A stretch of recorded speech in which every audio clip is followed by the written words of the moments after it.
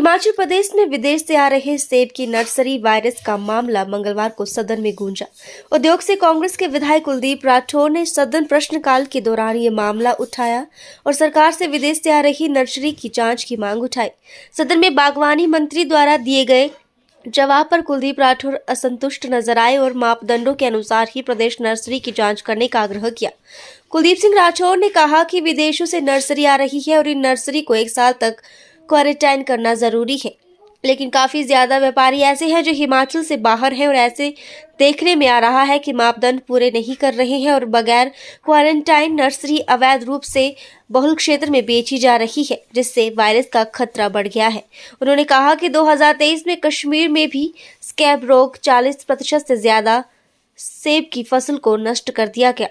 ऐसे में बाहर से आने वाली नर्सरी पर नजर रखना जरूरी है। देखिए, जो विदेशों से यहाँ नर्सरी आ रही है, शर्त ये है कि कम से कम 1 साल के लिए जो है क्वारंटीन होनी चाहिए। और ज़्यादातर जो भी बाहर से ला रहे हैं व्यापारी हैं, वो हिमाचल से बाहर हैं। और हमें इस बात की पूरी जानकारी है कि जो भी मापदंड है वो पूरे नहीं किए जा रहे। बगैर क्वारंटीन के जो है नर्सरी जो है हमारे क्षेत्र में अवैध रूप से बेची जा रही है। अब जो वायरस दूसरे देशों के नॉन या अननोन वायरस, उन वायरस का हमारे क्षेत्र में खतरा बढ़ गया। मैं उदाहरण देना चाहूँगा, 2023 में कश्मीर में, जम्मू कश्मीर में स्कैब रोग आया और लगभग 40% से ज़्यादा जो सेब की फसल है वो नष्ट होगी।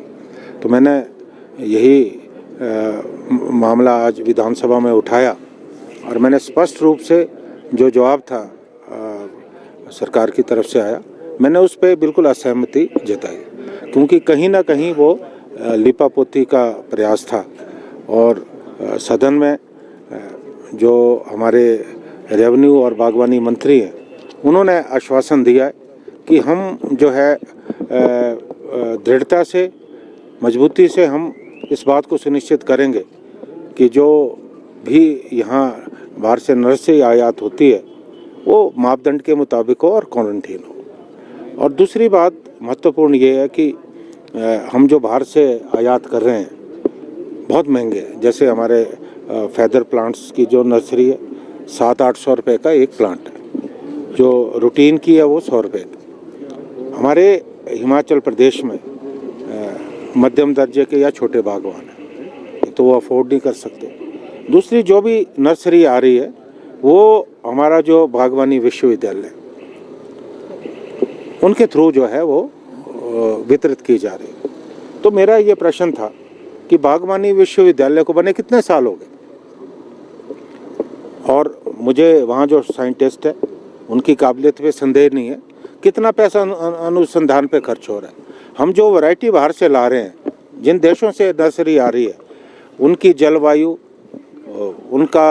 उनकी सॉइल कंडीशन, एटमॉस्फेयर हमसे बिल्कुल अलग है। तो क्या हम आज तक इतने वर्षों में कोई इंडिजिनस वैरायटी यहाँ नहीं पैदा कर पाए? इस विषय में आज तक कोई अनुसंधान हुआ ही नहीं। और मुझे खुशी है कि बागवानी मंत्री ने इस बात को माना कि उन्होंने इस कमी को जो है बिल्कुल महसूस किया और सदन में ऑन रिकॉर्ड बोला कि इस मामले में रिसर्च नहीं हुई है। तो हम इतना पैसा क्यों बर्बाद कर रहे हैं? तो हमें लगता है कि आज समय आ गया है कि हम अपने इस उद्योग को बचाने की कोशिश करें। जहां हमारे देश में, हमारा क्षेत्र है, हम 5 से 7 टन हेक्टेयर सेब पैदा कर रहे हैं, और विश्व में, यूरोप और मैं यूएसए की बात करना चाहूँगा, वहाँ 50 टन से ज़्यादा है। तो हम तो बहुत पीछे हैं।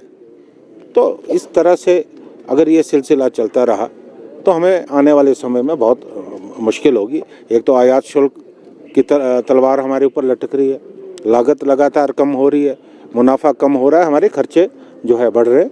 मुझे लगता है कि इस दिशा में जो है मजबूत प्रयास करने की ज़रूरत है, और हमारे जो बागवानी विश्वविद्यालय, उनको बिल्कुल अनुसंधान करना चाहिए, और कोई इंडिजिनस वैरायटी है जो हमारी जलवायु, हमारे एटमॉस्फेयर के अनुकूल हो, वो तैयार करने का जो है कोशिश करनी चाहिए। या विदेशी कोई अच्छी नर्सरीज हैं उनके साथ कोलैबोरेशन करके यहाँ हमारे देश में, बाहर नहीं, यहाँ वो उस वैरायटी को पैदा करने की कोशिश करें। सर, रूट स्टॉक्स की कीमत के लिए भी जो है वो सरकार को कोई पहल करनी चाहिए? निश्चित तौर पे करनी चाहिए। मैंने जैसे पहले कहा कि 700-800 रुपये अफोर्ड करना बहुत मुश्किल है। और सबसे बड़ी बात क्या है कि जो भी आप ले रहे हैं ज़रूरी नहीं है कि वो जेन्युइन हो, क्योंकि बहुत सारा मामलों में ऐसा भी हुआ है कि बागवानों से पैसे लिए और उन्हें कहा गया कि क्वारंटीन हम कर रहे हैं और बाद में पैसे लेके फरार हो गए। बागवान लगातार जो है ठगी का और उपेक्षा का शिकार हो रहे हैं। मुझे ये लगता है कि इस दिशा में सरकार को बहुत गंभीर प्रयास करने की ज़रूरत है और हमें अपने देश में वैरायटी यही हमें पैदा करना चाहिए, रूट स्टॉक है या दूसरी और वैरायटीज़, और ताकि हम कम दामों पे जो है वितरित कर सकें, तभी हम आने वाले समय में अपनी बागवानी को आगे बढ़ा पाएंगे। सर, औरंगजेब इशू काफ़ी गरमाया हुआ है, क्या कहेंगे आप? देखिए, मुझे लगता है, बहुत अफसोस होता है कि आज हम नॉन इश्यूज़ पे लड़ रहे हैं। आज ज़रूरत इस बात की है कि हम बेरोज़गारी को लेकर, महंगाई को लेकर ये बात करें, लेकिन मुझे ये लगता है कि ये सुनियोजित रणनीति के तहत हो रहा है, क्योंकि जिस तरह से देश पे कर्जा बढ़ रहा है, लगातार महंगाई बढ़ रही है, बेरोज़गारी बढ़ रही है, तो लोगों का ध्यान भटकाने का प्रयास किया जा रहा है। और ये बहुत आसान तरीका है राजनीति में कि जो आपके मूलभूत मुद्दे हैं उनसे अगर आपको ध्यान हटाना हो तो आप धर्म की बात करो, आप जाति विशेष की बात करो, ताकि लोगों को आपस में लड़ा दो। मुझे लगता है कि सरकार को सख्ती से कार्रवाई करनी चाहिए और देश में जो हमारा सांप्रदायिक सद्भाव है वो बिगड़ने ना पाए, इसके लिए सरकार को, चाहे केंद्र सरकार हो चाहे राज्य की सरकार हो, मिलकर जो है प्रयास करने की ज़रूरत है।